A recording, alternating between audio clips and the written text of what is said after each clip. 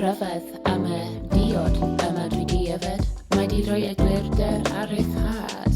Dwi yn y byd naturiol, lle rwy'n sirio, lle dwi'n gallu gweld yr awyr las. Y gwerthwch yn disgleirio, dwi wedi meiddio i estyn allan fel yr wylan fri. Dros yr affwys, angen gorffwys ar y glogwyn, teimlo'n ben ysgafn, cymryd anadl.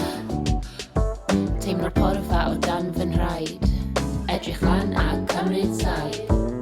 Mae'r gofod yma yn lle oer dros ben, ond mae cynhesrwydd yma. Mae'r golau yn diddiwedd, amgylchedd, gweithlas, addas i fi.